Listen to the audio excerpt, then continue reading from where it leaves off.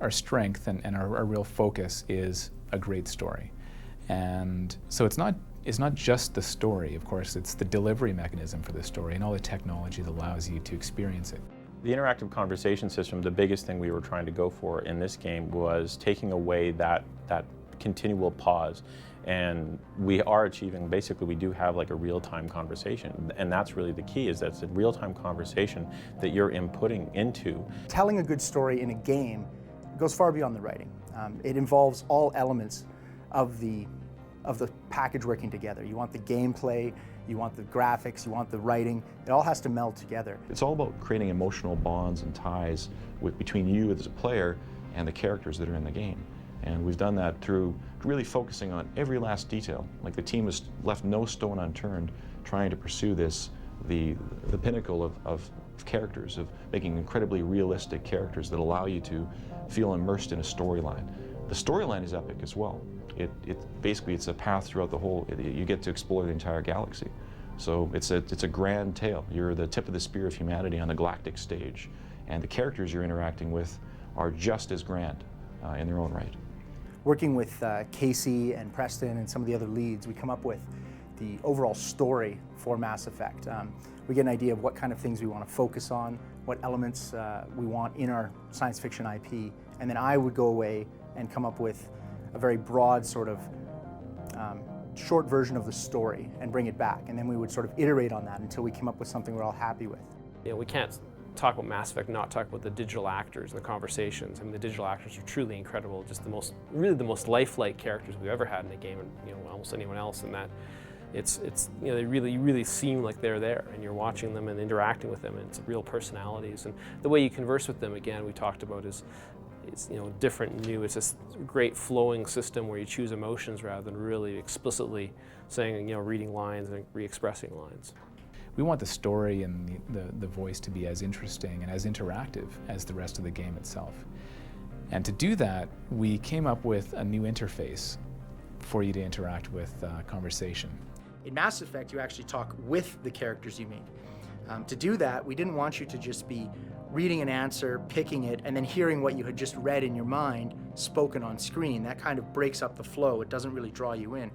So we've come up with a new dialogue system that allows you to make sort of emotional and instinctive responses, yet still control the conversation. So what I've got open right now is the conversations for one of your characters in the game. For Ashley Williams, she's one of the people who can join up with you throughout the game. Every time she says something, you get a chance to say something back. Depending on your reaction, it branches to a different part of the conversation. So as you can see, we quickly, as we add more and more options, get quite a mess of dialogue here. There's pages and pages and pages of this stuff. Eden Prime is one of our oldest and most successful colonies. The other interesting thing about Mass Effect that we've done that has sort of pushed this to a whole level, the entire game is fully voiceovered. We've done a lot of voiceover games in the past, but we've never actually had the player speak as well. I won't be moved by sympathy, no matter who you bring into this confrontation. On the one hand, you're watching a science fiction movie, and you can actually, with half of your brain, sit back and really enjoy a beautiful looking science fiction movie. But at the same time, in an interactive sense, you realize that you're in control of that character the whole time. Generally, every project tries to push story-based gameplay, which is how do we tell a really good story, in and amongst the gameplay. And for Mass Effect, we're really trying to push the cinematic aspect. We're trying to push real-time conversation. Our group is responsible for conversations and cutscenes within the game that focus on the story and bringing out the visual context of the story. And what we do with conversations is we begin with an outline of the conversation that has all the dialogue and the VO. And within this dialogue, we work with the writers to get across what the objective of the conversation is, what type of motivations the character have, and basically what we want to get across in the story. If you go back as far as Baldur's Gate 2, that game had a very book-like narrative to it. However, what we're trying to achieve in Mass Effect is more of a cinematic narrative. So the need for digital acting has sort of increased exponentially on this project. That's sort of the directing style that we go for is realism and natural emotion, and I find that those hooks are that's how you can really draw the audience in. The character creation system that we're making on Mass Effect is pushing the boundaries of next generation gaming, because we've never had characters this realistic before. We've never had lip sync and facial animation as sophisticated as what we've got now. And we've never had tried to implement a feature of this complexity across an entire universe of characters. We've got literally thousands of characters that have to have performances better than we've ever had before in a game. As generation and generation of games progresses, what we want to do, and as players become more sophisticated, we want them to see the characters becoming angry, see them becoming nervous. A lot of our games involve trying to intimidate other characters. They need to detect whether or not an NPC is lying to them or getting nervous, stuff like that. And we don't want to write that, we want to show it.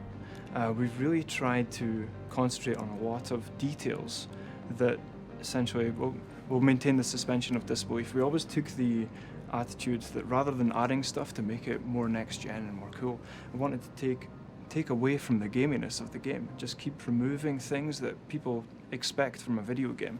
For example, the biggest thing was actually the simplest thing, just turning on the eyes, making sure that characters never have dead eyes that wall around when they're moving their head. We always make them focused, and that's a really simple thing.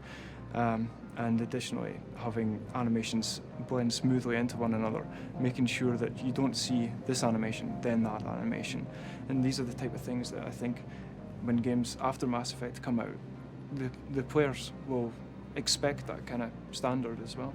I think this game has seen more evolution than the previous games that we've worked on, in the sense that we had a good idea of what the end product would look like. But I think this generation in particular has changed so much in what a video game can look like, and the kinds of visual fidelity you can pull off, the kinds of acting that we can get out of our characters, that one thing we weren't able to envision, just because the technology didn't exist 3 years ago, is how far we would have to take every aspect of the game. And so it's, if you can create a photorealistic character or a photorealistic environment, the animations have to be perfect. And if the animations are perfect, then the transitions between the animations have to be perfect. And the physics and everything has to be all to that same level. Otherwise, it's very easy to point out the thing that's not working very well. And so we literally have at least an order of magnitude more complexity in every system.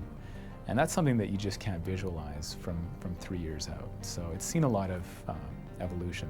Overall, we're trying to make products which have global appeal. So when we make our games with great story and character, that's a concept that appeals to almost everybody. If you can convey emotion, if you can make someone believe they're talking to a real person, if you can make them care about the people that are in the game that they're talking to, that's a universal concept. And that's one of the things we're really striving for at BioWare.